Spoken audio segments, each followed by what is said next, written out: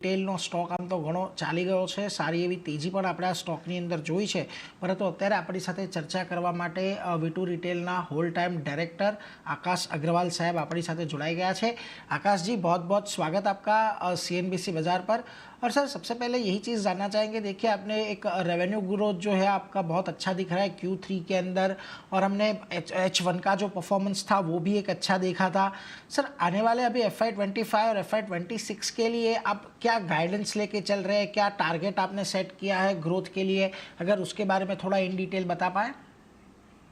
Yes, हाय। तो Q4 में हमें सिमिलर टाइप का रेवेन्यू ग्रोथ दिखना चाहिए 50% से ऊपर। एंड FY26 के लिए भी हमने सेम टारगेट रख रखा है कि 10 से 15% हमें SSSG आएगा और 35% सेल हमारा नए स्टोर से ऐड होगा। तो टोटल फॉर FY26 ऑल्सो हम लोग मिनिमम 50% रेवेन्यू ग्रोथ एक्सपेक्ट कर रहे हैं। ओके। और सर, एक चीज़ ये भी जाननी थी कि अभी का जो SSSG ग्रोथ रहा है वो कितना रहा है, और यहाँ पर अभी आप कितना टारगेट लेके चल रहे हैं, क्योंकि हम देख रहे हैं आपने स्टोर्स का भी जो ओपनिंग है वो भी बहुत अच्छी तरीके से आगे बढ़ रहा है, और स्टोर ओपनिंग को लेकर भी आप अभी क्या टारगेट लेकर चल रहे हैं। तो हमने ऑलरेडी 48 स्टोर्स खोल लिए हैं लास्ट 9 महीने में इस फाइनेंशियल ईयर में, और बाकी के 3 महीने में हम और 25 स्टोर खोलेंगे। और अगले साल का हमारा टारगेट है 100 स्टोर खोलने का। तो मोटा मोटी 14-15 महीने में, अगले 14-15 महीने में हम 125 स्टोर खोलेंगे। जी, એટલે હા, આવનારા સમયમાં 125 એક નવા સ્ટોર અહીંયાથી ઓપન થઈ શકે છે, જેના પર આપણે ખાસ એક ફોકસ રાખતા રહીશું। આપણે एक पर स्क्वायर फीट पर ईयर का एक गाइडेंस दिया था सेल्स के लिए, जो लगभग 1200 रुपये के इर्द गिर्द था, और हमने जो अभी जो आपने आंकड़े पोस्ट किए उसमें 1000 के आसपास आते हुए दिखा है। यहाँ पर कैसे सर ग्रोथ आएगा, उसके लिए अगर आप कोई स्ट्रेटजी अपना यूज़ कर रहे हो, किस तरीके से यहाँ पर आपके अभी फोकस है। तो 2 साल पहले हमारा पर स्क्वायर फीट सेल जो मंथली था वो 680 रुपये था। तो हमारा फर्स्ट टारगेट था कि 1000 रुपये पर मंथ सेल पर स्क्वायर फीट पे पहुंचे, जो हम इस साल अचीव कर चुके हैं। तो हमारा लॉन्ग टर्म अब जो नेक्स्ट लेग है, जो नेक्स्ट टारगेट है, वो है 1200 पे पहुंचने का, जो हमने टारगेट ले रखा है कि हम अगले 18 से 24 महीने में पहुंचेंगे। जी। और सर, ये अगर यहाँ से एक ग्रोथ आता है तो मार्जिन भी उसके साथ आपके बढ़ते हुए दिखेंगे। किस तरीके से मार्जिन के लिए आप टारगेट लेके चल रहे हैं, क्योंकि जब भी ये अगर जो ये सेल्स अगर आपका ग्रोथ होते हुए दिखता है तो उसके लिए आपको थोड़ा इन्वेस्टमेंट भी ज़्यादा रहेगा। किस तरीके की यहाँ पर इक्वेशन बैठेगी फिर। तो रिटेल बिजनेस में जो मैक्सिमम हमारे कॉस्ट होते हैं वो फिक्स्ड कॉस्ट होते हैं। तो जैसे जैसे सेल बढ़ता है डेफिनेटली उसमें मार्जिन इंप्रूवमेंट होती है।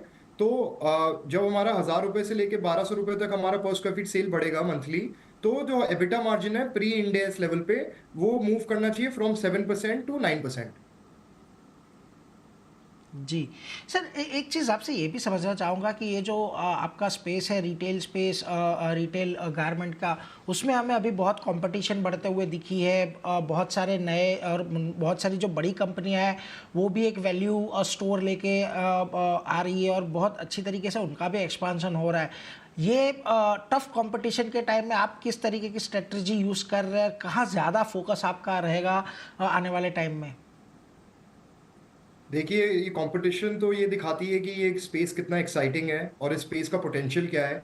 तो हम तो उसको अपॉर्चुनिटी की तरह ही देखते हैं। And competition is good also because वो हमें इनेबल करता है to be better, to work harder and to give a better assortment to our customers.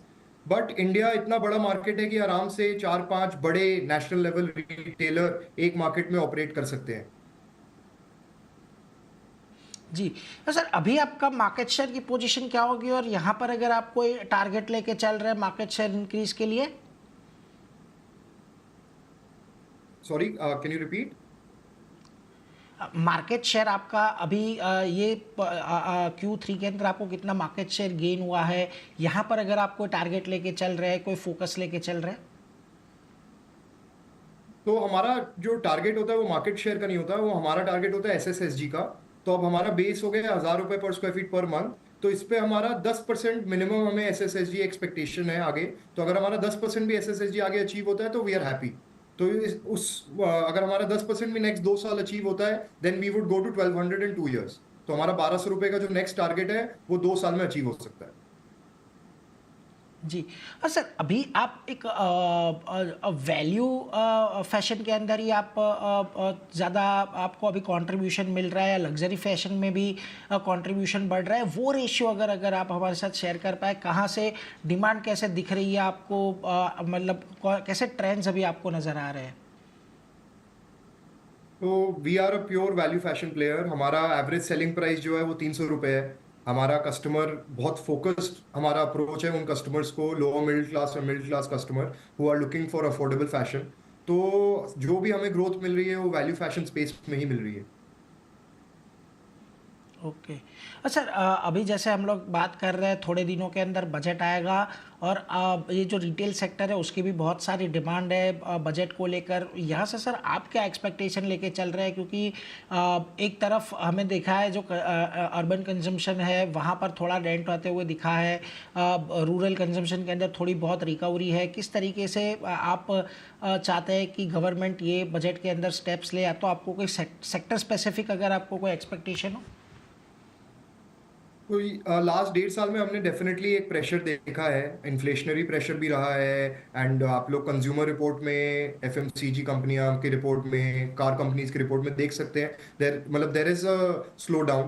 तो हम कोई भी पॉलिसी वेलकम करेंगे जिसमें कंजम्पशन को प्रमोट किया जाए, जिसमें लोगों के डिस्पोजेबल इनकम को फायदा हो और जिससे कंजम्पशन स्पेंडिंग बढ़े।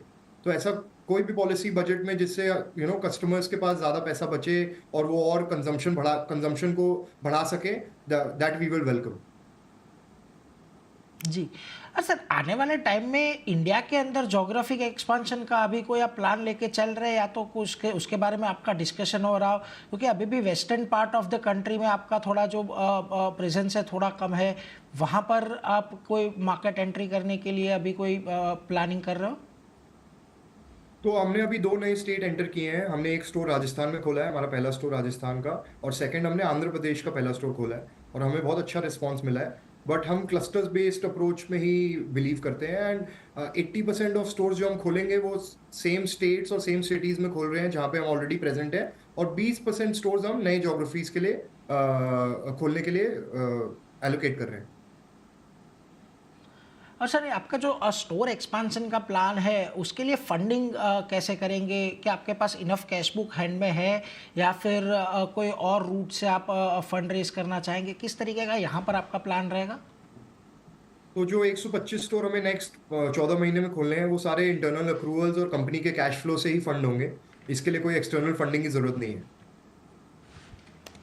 ओके। और सर एक आखिरी चीज़ पूछना चाहूँगा इन्वेंटरी डे को लेकर, आपका यहाँ पर अभी क्या टारगेट है? क्योंकि जो पिछले क्वार्टर पर हमने जब बात की थी तब वो करीबन 100 दिन के आसपास था। क्या यहाँ पर कोई कमी आई है? किस तरीके का टारगेट यहाँ पर लेके चल रहा है? तो हिस्टोरिकली हमारा इन्वेंट्री डेज 90 से 100 दिन का रहता था, और हमारा टारगेट है कि इसको अगले 12 महीने में 10 दिन से और कम कैसे किया जाए।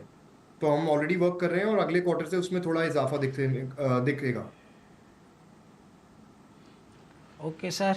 आकाश जी बहुत बहुत शुक्रिया सर हमारे साथ जुड़ने के लिए, और वी होप आपका जो रिजल्ट्स है वो भी अच्छे रहे, और रिजल्ट के टाइम पे भी हम लोग इन डिटेल आपकी ग्रोथ स्ट्रेटजी को लेकर सर डिस्कशन कर पाए।